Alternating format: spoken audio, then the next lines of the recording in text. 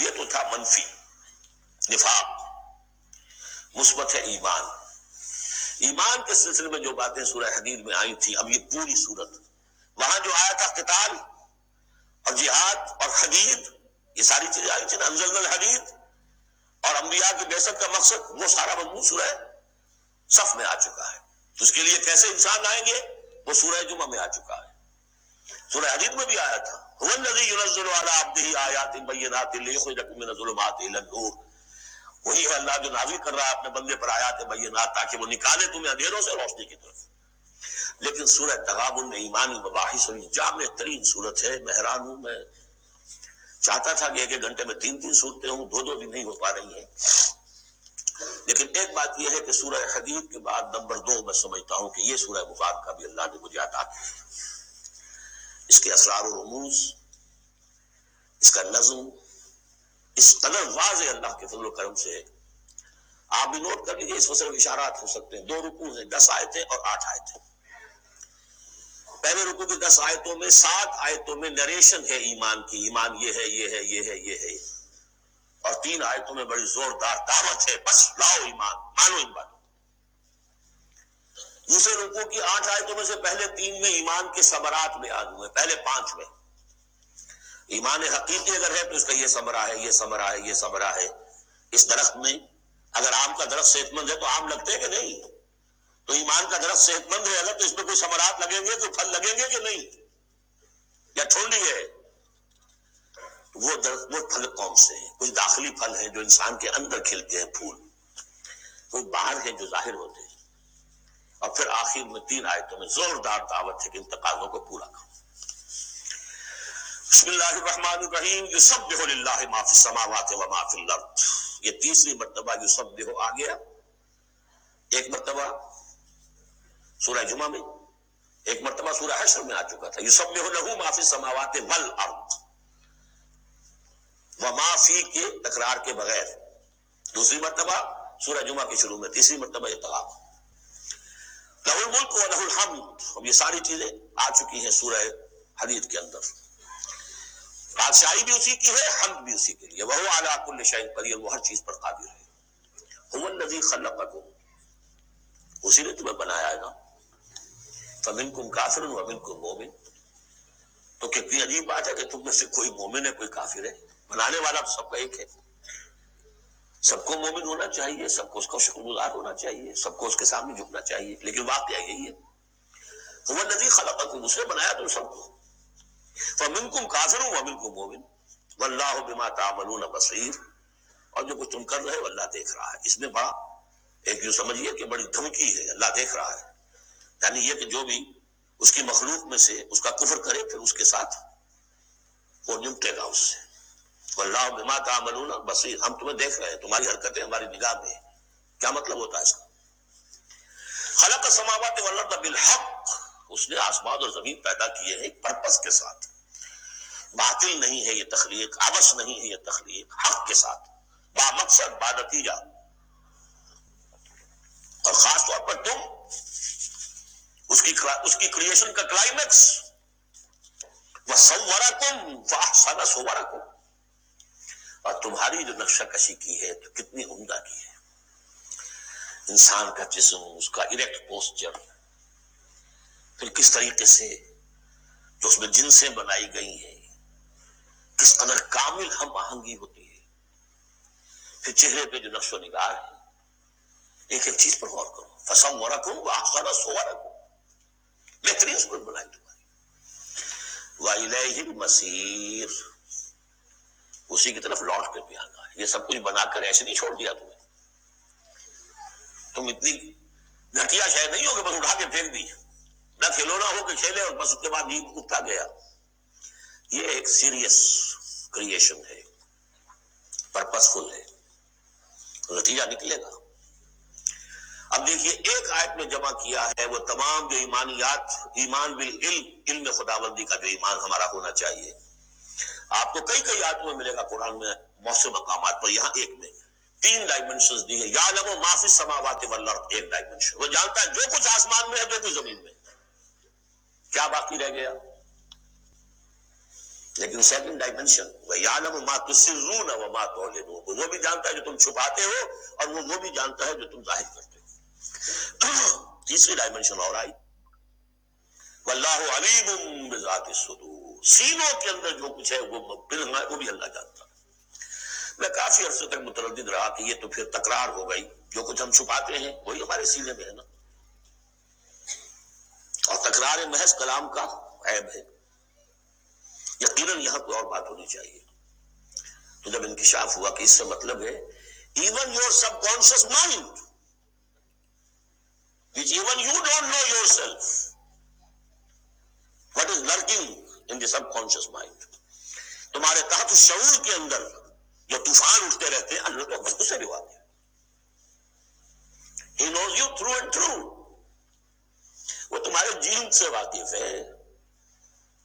هو عالم بكم اذ انتم اجنۃ فی بطون امہاتکم، اپنی ماؤں کے پیٹ میں جنین کی شکل میں تھے، اللہ تب بھی جانتا تھا تمہیں۔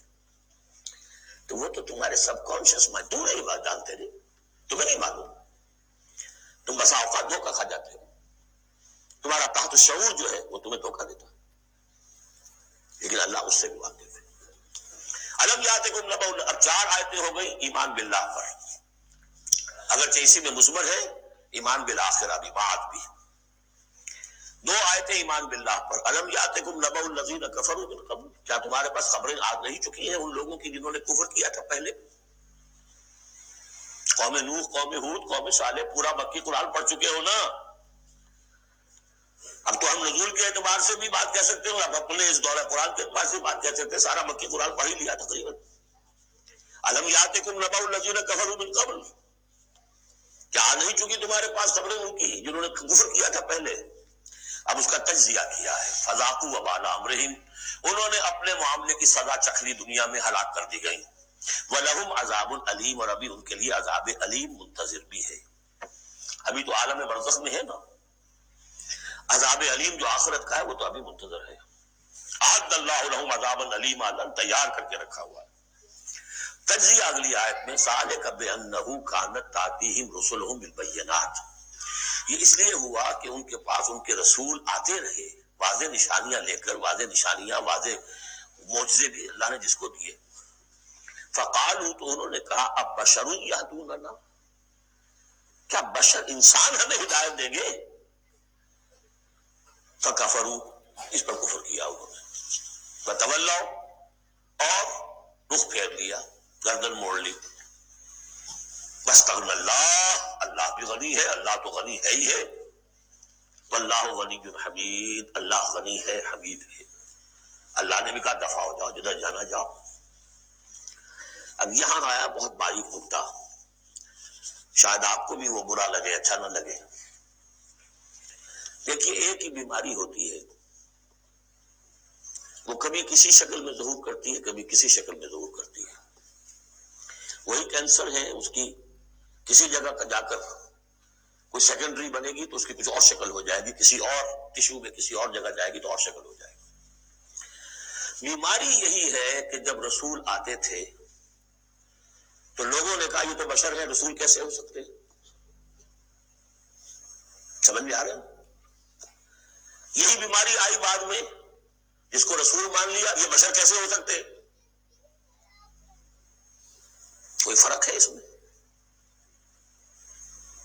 وہاں بشر سامنے تھا، ہاتھ پاؤں والا، اس کا بیٹا ہے، اس کا پوتا ہے، اس کا پوتا، ہم جانتے ہیں اس کو کون ہے، یہ وہی تو ہے نا، بشر سامنے تھا۔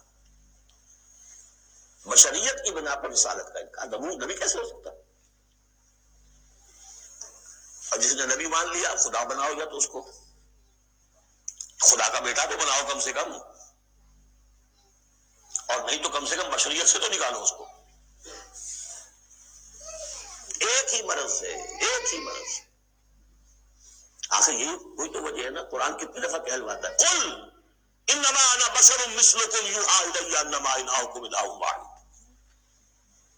آخری آیت ہے سورہ کہف کی، اے نبی کہیے، ڈنکے کی چوٹ کہیے کہ میں ایک بشر ہوں تمہاری طرح، ہاں وہی ہوئی ہے مجھ پر، کہ تمہارا الہ تو ایک ہی ہے اور وہ الہ اللہ ہے۔ فمن کان یرجو لقاء ربہ فلیعمل عملا صالحا ولا یشرک بعبادۃ ربہ احدا۔ البتہ ایک دوسری انتہا بھی ہمارے ہاں ہے، کچھ لوگوں نے اس نقطے کو ایمفیسائز کرنے کے لیے، جیسے ہم بھی کبھی کسی بات پر زور دینے میں کبھی کوئی لفظ ذرا مناسب سے ہٹ کر غیر مناسب لفظ ہم استعمال کر بیٹھتے ہیں. ہمارے بزرگوں سے بھی ہوا، کسی نے کہا بڑے بھائی بنا لیا، کسی نے کوئی اور مثال دے دی. ایسی بات بھی نہیں ہے. نبی کے بعض خصائص ایسے بھی ہیں کہ جو واقعتاً عام بشر کے نہیں ہیں. یہ حدیث بھی تو محمد رسول اللہ کی صلی اللہ علیہ وسلم کہ جب آپ سے یہ شکایت کی لوگوں نے، حضور آپ صوم وصال رکھتے ہیں، ہمیں نہیں رکھنے دیتے، ہمیں منع کرتے ہیں. آپ صوم وصال یہ ہے کہ آج روزہ رکھا اور اس کو آج شام کو افطار نہیں کیا، پھر رات چل رہا ہے وہ روزہ، اگلا دن بھی، تو 2 دن کا صوم وصال ہو گیا، اگلی روز شام کو جا کے کھولا. یہ صوم وصال ہے. پھر 3 دن کا، 4 دن کا آپ تو رکھتے ہیں، ہمیں اجازت نہیں دیتے. فرمایا ایکم مثلی، تم میں سے کون مجھ جیسا ہے؟ ابھی تو عند ربی، میں اپنے رب کے پاس رات گزارتا ہوں، وہ یطعمنی ویسقین، وہ مجھے کھلاتا پلاتا ہے. تو بعض پہلو ہے. نبی اپنی پشت سے بھی دیکھتا تھا صلی اللہ علیہ وسلم، ہم تو نہیں دیکھتے. تو خصائص ہے. پھر نبی کو ساری سیر کرا دی گئی آسمانوں کی، زمین کی. کہاں لے گئے؟ عند سدرۃ المنتہی، عندہا جنت المأوی، اذ یغشی السدرۃ ما یغشی، ما زاغ البصر وما طغی. تو یہ معاملہ بھی نہیں. لیکن بنیادی طور پر وہ انسان ہے، انسانی عواطف و میلانات بھی تھے. چوٹ لگتی تھی تو درد ہوتا تھا، زخم کا وار لگا ہے تو اس میں سے خون کا فوارہ چھوٹا ہی چھوٹا ہے، بچہ فوت ہو رہا ہے تو آنکھوں میں آنسو آئے ہی آئے ہیں، کبھی بددعا بھی نکل گئی ہے. کیف یہدی اللہ قوما خضبوا وجہ نبیہم بالدم، سب پڑھ چکے ہیں ہم یہ پورا قرآن مجید میں. لیکن یہ ہے کہ رسالت کی کا انکار بر بنائے بشریت اور بشریت کا انکار بر بنائے رسالت، یہ دونوں چیزیں غلط ہیں اور یہ ہم بدل ہیں. ذالک بانہ کانت تاتیہم رسلہم بالبینات فقالوا بشر یہدوننا فکفروا وتولوا واستغنى اللہ واللہ غنی حمید. اب ایک آیت میں آ رہی ہے ایمان بالآخرہ. زعم الذین کفروا، ذرا اس کے زور کا اندازہ کیجئے گا. میں اپنا سا زور لگاتا ہوں، اپنی آواز کے ذریعے سے اس ایمفیسس کو واضح کرتا ہوں. زعم الذین کفروا ان لن یبعثوا، زوم ہو گیا ہے انہیں، غلط خیال ہو گیا ہے کہ وہ اٹھائے نہیں جائیں گے. قل، اب ذرا نوٹ کیجئے، بلا وربی لتبعثن ثم لتنبؤن بما عملتم. کہہ دو اے نبی کیوں نہیں، اور مجھے میرے رب کی قسم ہے. کون کھا رہا ہے قسم؟ محمد رسول اللہ صلی اللہ علیہ وسلم. لتبعثن، تم لازماً اٹھائے جاؤ گے. ثم لتنبؤن بما عملتم، یہ اس پر جو خطبہ تھا حضور کا پہلا خطبہ جو آپ نے دیا ہے بنو ہاشم کو دعوت میں، وہ میرے کتابچے میں موجود ہے. دعوت اللہ اردو میں اور کال تو اللہ انگریزی میں، اس کا متن موجود ہے. وہ ہے کہ اس کی شرح ہے واللہ لتموتن کما تنامون ثم لتبعثن کما تستيقظون ثم لتجزون بالاحسان واحسانا. واللہ لتموتن کما تنامون، خدا کی قسم تم سب مر جاؤ گے جیسے روزانہ رات کو سو جاتے ہو. ثم لتبعثن کما تعملون کما ثم لتبعثن کما تستيقظون، جیسے روزانہ صبح کو بیدار ہو جاتے ہو ایسے اٹھا لیے جاؤ گے قیامت کے دن. ثم لتحسبن بما تعملون، پھر تمہارا حساب کتاب لیا جائے گا جو تم نے عمل کیا ہے. ثم لتجزون بالاحسان احسانا وبالسوء سوءا، پھر بدلہ ملے گا بھلائی کا بدلہ برائی کا بدلہ. وانھا لجنۃ ابدا ولنار ابدا. قل بلا وربی لتبعثن ثم لتنبؤن بما عملتم وذلک علی اللہ یسیر، اور یہ اللہ پر بہت آسان ہے. 7 آیتیں پوری ہو گئیں. 4 ذات و صفات، 2 رسالت، 1 آخرت. اب سنیے، فآمنوا باللہ، یہ فا بہت اہم ہے یہاں پر. بس ایمان لاؤ اللہ پر اور اس کے رسول پر. والنور الذی انزلنا، اس نور پر جو ہم نے نازل فرمایا. واللہ بما تعملون خبیر، جو کچھ تم کر رہے ہو اللہ اس سے باخبر ہے. اب یہاں دیکھیے ریورس ہو جائے گا آرڈر، ریشو پروپورشن. اب یہاں ایک آیت میں اللہ اور اس کے رسول کا ذکر آ گیا اور اس میں بھی واللہ بما تعملون خبیر کے اندر آخرت کا ذکر ہے. اللہ باخبر ہے تو اللہ کے پاس یہ ساری خبریں اس نے رکھی ہوئی ہے. کوئی ریسرچ، وہ تھیسس لکھنا ہے اس کو تمہیں سزا دینے کے لیے. لیکن اب 2 آیتیں آ رہی ہیں شاندار آخرت کے لیے. یوم یجمعکم لیوم الجمع ذالک یوم التغابن، جس دن کے وہ جمع کرے گا تمہیں، اس جمع ہونے والے دن وہ ہے ہار اور جیت کے فیصلے کا دن۔ جو اس وقت جیتا وہ جیت گیا، جو اس وقت ہارا وہ ہار گیا۔ یہ دنیا کی ہار اور جیت کیا ہے؟ کچھ بھی نہیں۔ ایک ڈرامے کے اندر کوئی جیت گیا کوئی ہار گیا، نہ وہ جیت ہے اور نہ یہ ہار ہے۔ اصل جیتا وہ جو وہاں جیتا، اصل ہارا وہ جو وہاں ہارا۔ ذالک یوم التغابن، وہ ہے ہار اور جیت کے فیصلے کا دن۔ ومن یؤمن باللہ، جیت کس کی ہوگی؟ جو ایمان لائے اللہ پر، ویعمل صالحا، اور عمل کرے اچھے۔ اس کی تفصیل کچھ آگے آ جائے گی، کیا کیا عمل کرنے ہیں۔ یکفر عنہ سیئاتہ، اللہ تعالیٰ اس سے اس کی برائیوں کو دور کر دے گا۔ ویدخلہ جنات تجری من تحتہا الانہار، اور ان باغات میں داخل کرے گا جن کے دامن میں ندیاں بہتی ہوں گی۔ خالدین فیہا ابدا، وہ رہیں گے اس میں ہمیشہ ہمیش۔ ذالک الفوز العظیم، یہ ہے بڑی کامیابی۔ والذین کفروا وکذبوا بآیاتنا اولئک اصحاب النار خالدین فیہا، اور جو لوگ انکار کریں گے اور تکذیب کریں گے ہماری آیات کی، وہ ہوں گے جہنمی اور رہیں گے اس میں ہمیشہ ہمیش۔ وبئس المصیر، اور یہ برا ٹھکانہ ہے۔ 10 آیات میں ایمانیات ثلاثہ کی بہترین جامع ترین تعبیر، تجزیہ، اور ایک زور تھا دعوت ایمان، فآمنوا باللہ ورسولہ۔ اب جو 8 آیات ہیں، 3 میں، اب 5 میں، اب ثمرات ایمانی۔ پہلا ثمرہ کیا ہے؟ ما صاب من مصیبت الا باذن اللہ ومن یؤمن باللہ یہد قلبہ واللہ بکل شیء علیم۔ اگر اللہ پر ایمان حقیقت میں دل میں پیدا ہو گیا تو تمہیں معلوم ہے کہ پتہ تک جنبش نہیں کر سکتا جب تک کہ اللہ کا اذن نہ ہو۔ تم پر کوئی مصیبت کیا بغیر اللہ کے اذن کے آ گئی ہے؟ کیا بغیر اس کے علم کے آ گئی ہے؟ اور اگر اللہ کی اذن سے آئی ہے تو تمہارے ایمان کا تقاضا ہے کہ سمجھو کہ اس میں خیر ہی ہوگا، چاہے یہ مجھے اس وقت بری لگ رہی ہے، مجھے اچھی نہیں لگ رہی ہے، خیر ہوگا۔ عسیٰ ان تکرہوا شیئا وہو خیر لکم۔ لہذا بندہ مومن کی زبان پر کیا دل میں بھی کبھی اللہ کے خلاف شکایت کا انداز پیدا نہ ہو۔ یہد قلبہ، تسلیم و رضا، جو اللہ کی طرف سے آئے ہم بھی تسلیم کی خو ڈالیں گے، بے نیازی تیری عادت ہی صحیح۔ نہ شبد نصیب دشمن کے شبد ہلاک تیرت، سر دوستاں سلامت کے تو خنجر آزمائی۔ اے اللہ جو تیری طرف سے خیر، بیدک کا خیر، یہ تسلیم و رضا ہے، مقام تسلیم۔ علامہ اقبال نے بہت پرشکو انداز میں کہا ہے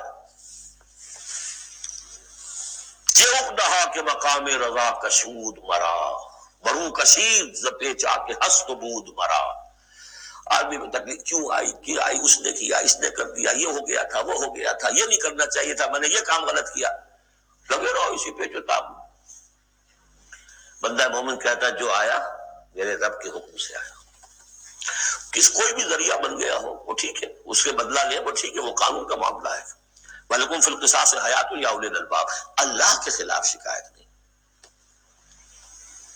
برو کشید نہ پیچا کہ ہست بود مرا، یہ ہے، یہ تھا، یہ کیوں ہو گیا، یہ کیسے ہو گیا، اس سارے چکر سے مجھے نکال لیا۔ کس چیز نے نکال لیا؟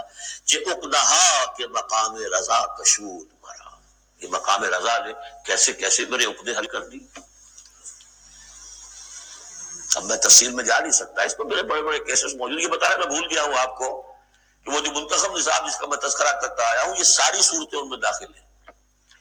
یہ اس کا چوتھا حصہ جو تھا سورہ صف، سورہ جمعہ، سورہ تغابن، سورہ منافقون، اور یہ سورہ تغابن دوسرے حصے کی صورت ہے، یہ ایمان کی حقیقت پر۔ سورہ فاتحہ، سورہ آل عمران کی آخری آیات، سورہ نور کی آیات نور، اور پھر یہ تغابن۔ تو پہلا ہے نتیجہ تسلیم و رضا۔ دوسرا نتیجہ، یہ تو اندر نکلا نا، دل کے اندر احساسات ہیں، یہ پھول اندر کھلتا ہے، باہر نظر نہیں آتا۔ باہر نظر آنے والا بڑا پھول کیا ہے؟ وَأَطِیعُوا اللَّهَ وَأَطِیعُوا الرَّسُولَ فَإِن تَوَلَّیْتُمْ فَإِنَّمَا عَلَىٰ رَسُولِنَا الْبَلَاغُ الْمُبِینُ۔ اطاعت کرو اللہ کی اور اطاعت کرو رسول کی، پھر اگر تم پیٹھ موڑ لو گے تو جان لو کہ ہمارے رسول پر سوائے صاف صاف پہنچا دینے کی کوئی ذمہ داری نہیں۔ باقی تمہیں خود جواب دہی کرنی پڑے گی. اس نے پہنچا دیا, اس نے حکم بتا دیا, اللہ کا یہ حکم ہے. وَأَحَلَّ اللَّهُ الْبَيْعَ وَحَرَّمَ الرِّبَا. تم پڑے رہو اپنے الجھنوں میں اور اشکالات میں, انما البیع مثل الربا, لیکن احل اللہ البیع وحرم الربا, اللہ نے حلال کیا بیع کو, حرام کیا ربا کو. Who are you؟ یہ who are you سے مجھے وہ شعر بھی یاد آ گیا ہے جو مقام تسلیم و رضا پر کہا ہے اکمل اللہ آبادی نے. رضائے حق پہ راضی رہے, یہ حرف آرزو کیسا یوں ہو جائے. اچھا تم اللہ کو سکھا رہے ہو, you want to teach him آرزو. رضائے حق پہ راضی رہے, یہ حرف آرزو کیسا. خدا خالق, خدا مالک, خدا کا حکم تو کیسا. تو وہی who are you, اللہ نے فیصلہ کیا ہے یہ حرام ہے یہ حلال ہے. تم اللہ کو مانتے ہو کہ نہیں, نمبر 1. رسول کو مانتے ہو کہ نہیں, نمبر 2. قرآن کو مانتے ہو کہ نہیں, نمبر 3. پھر کوئی دلیل نہیں, no arguments, either obey or go away. تیسرا راستہ کوئی نہیں. وَأَطِيعُوا اللَّهَ وَأَطِيعُوا الرَّسُولَ وَإِن تَوَلَّيْتُمْ فَإِن تَوَلَّيْتُمْ فَإِنَّمَا عَلَىٰ رَسُولِنَا الْبَلَاغُ الْمُبِينُ. اللَّهُ لَا إِلَٰهَ إِلَّا هُوَ وَعَلَى اللَّهِ فَلْيَتَوَكَّلِ الْمُؤْمِنُونَ. پھر ایک پھول اندر جو کھلا ہے, دل میں کھلے گا, ذہن میں کھلے گا, توکل. اللہ ہی وہ ہے کہ جس کے سوا کوئی علاج نہیں, اس کی مرضی کے بغیر کوئی چیز جنبش نہیں کر سکتی. تمہارے کیے کیا ہو جائے گا, کچھ نہیں ہوگا. تمہارا کام ہے اپنی سی محنت کر کے نتیجہ اللہ پر. سارے وسائل موجود ہو تب بھی یہ نہ سمجھنا کہ یہ کام میں کر سکتا ہوں. گاڑی ہے, آج ہی ٹیوننگ بھی کرائی ہے, اس کے ٹینک بھی فل ہے, سب کچھ ٹھیک ہے, میں صبح ضرور جاؤں گا. نہیں جا سکتا. جب بھی یہ کہو گے ایمان سے دور ہو گئے. وَلَا تَقُولَنَّ لِشَيْءٍ إِنِّي فَاعِلٌ ذَلِكَ غَدًا إِلَّا أَن يَشَاءَ اللَّهُ. کبھی مت کہنا کہ یہ کام میں کل ضرور کروں گا, مگر انشاءاللہ کے ساتھ. اللہ چاہے گا تو ہوگا, ورنہ نہیں. اور سارے تمہارے پاس مسائل ہیں, تم کہو گے فتح ہی فتح ہے اب تو وہ حال ہو جائے گا جو غزوہ حنین میں ہوا تھا. اذ اعجبتکم کثرتکم, 12,000 کی تعداد, اور ایسی بھگدڑ مچی کہ چند 100 آدمی رہ گئے. یہ بھی بڑی محنت کر کے سید سلیمان ندوی صاحب نے کھود کھریٹ کے نکالے ہیں کہ 300-400 آدمی تھے. استاد نے جو لکھا ہے شبلی نے, وہ تو یہ ہے کہ 30-40 مسلمان رہ گئے تھے صرف 12,000 سے. تیسرا یہ پھول ہو گیا اندر والا. اب چوتھا, بڑے خطرناک معاملات آ رہے ہیں, اب ذرا توجہ سے سنیے. یا ایھا الذین آمنوا ان من ازواجکم واولادکم عدوا لکم فاحذروہم. اے ایمان کے دعوے دارو, تمہاری بیویوں اور تمہاری اولاد میں سے تمہارے دشمن ہیں, ان سے اپنے آپ کو بچا کر رکھو. فاحذروہم, یہی ہم پڑھ چکے ہیں پہلے لفظ. حضور سے کہا گیا تھا ہم العدو فاحذرہم قاتلہم اللہ ولا یؤفکون. بیوی کی محبت ہے, بیوی کی فرمائش یہ ہے. اب میاں صاحب جو ہے کیا کریں, مجبوری. بچوں کو اچھے سے اچھا تعلیم دینی ہے, حلال سے نہیں ہوتی, حرام سے. گھر بار چھوڑو, ملک چھوڑو, جاؤ باہر. بوڑھے ماں باپ مر رہے, پانی دینے والا کوئی نہیں, اور ڈالر اور پیٹرول ڈالر کمانے کے لیے بیٹے گئے ہوئے باہر. کیا کریں. مکان بنانا ہے, یہ کرنا تھا, وہ شروع کی تھی, کوٹھی شروع کی تھی, وہ ابھی تک مکمل نہیں ہوئی ہے, وغیرہ وغیرہ. اور کہیں اگر اللہ نے توفیق دے دی ہے دین کی طرف بڑھنے کی اور کام کرنے کی, تو سب سے پہلے تو آڑے آتی ہے عام طور پر بھی. دماغ خراب ہوا آپ کا, وہ بھی تو بڑا دیندار ہے, آپ سے زیادہ لمبی داڑھی ہے اس کے, وہ تو ساری رشوتیں بھی لیتا ہے, اور یہ بھی کرتا ہے وہ بھی کرتا ہے. آپ ہی بڑے دیندار بن کر آ گئے. ناشتے پہلے ہوتے تھے پراٹھوں کے اور انڈوں کے, اور اب مل رہی ہے سوکھی روٹی. ظاہر بات ریزنٹمنٹ تو ہوگی. ان من ازواجکم واولادکم عدوا لکم فاحذروہم. بالکل الٹی باتیں ہیں, ہمارے تصورات کے بالکل برعکس. انقلابی تحریک کے اعتبار سے 100% ہر چیز فٹ بیٹھتی. وہ تصور نہ ہو تو یہ ساری باتیں جو ہیں یہ ایسی منتشر ہو جاتی ہیں، انمل بے جوڑ سی ہیں. یا ایھا الذین آمنوا ان من ازواجکم واولادکم عدوا لکم فاحذروہم. لیکن اس کے ساتھ ہی دیکھیے بیلنس کیا ہے. یہ میرے نزدیک قرآن مجید کے اعجاز کا ایک بہت اہم مقام ہے، جہاں ایک طرف یہ بتا دیا چوکس رہو، چوکنے رہو، سانپ کی طرح ہوشیار رہو، بیوی اور اولاد کی محبت تم سے کوئی غلط کام نہ کرا دے. لیکن یہ بھی نہیں کہ گھر کو آپ میدان جنگ بنا لیں، بلکہ معاف کرو، بخش دو. ساتھ یہ بھی ہے بیلنس کا ہے. وَإِن تَعْفُوا وَتَصْفَحُوا وَتَغْفِرُوا.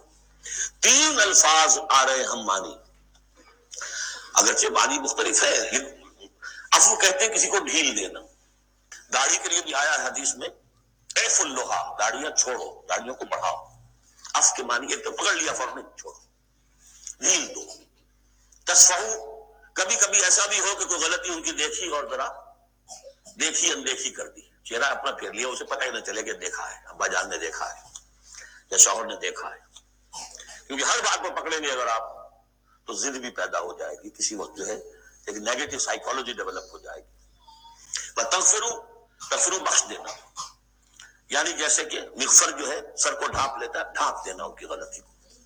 وَإِن تَعْفُوا وَتَصْفَحُوا وَتَغْفِرُوا فَإِنَّ اللَّهَ غَفُورٌ رَحِيمٌ. تو اللہ بھی تو غفور اور رحیم ہے نا. تم چاہتے ہو کہ نہیں، جیسے سورہ نور میں آیا تھا کہ ابو بکر تم نے اپنے اس بھانجے یا اپنے عزیز مصطح کا جو ہے جو مدد کرتے تھے روک دیا ہے. کیا تم نہیں چاہتے کہ اللہ تمہیں معاف کرے؟ اگر تم چاہتے ہو اللہ تمہیں معاف کرے تم بھی اس کو معاف کرو.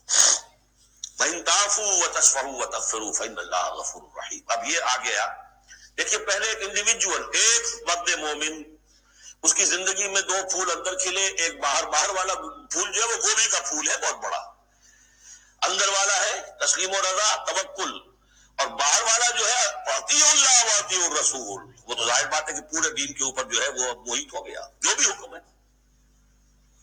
لیکن اب اس کے بعد ایک فرد کے گرد سب سے پہلا حلقہ کیا ہے؟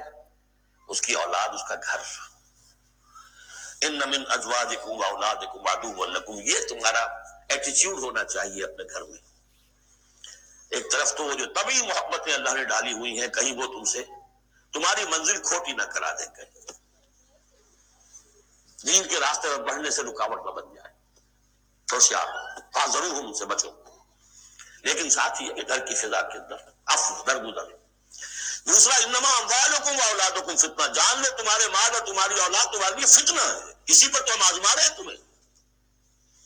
زین للناس حب الشہوات من النساء والبنین والقناطیر المقنطرۃ من الذهب والفضة والخیل المسومۃ والانعام والحرث. یاد ہے کہ نہیں سورہ آل عمران کی آیت؟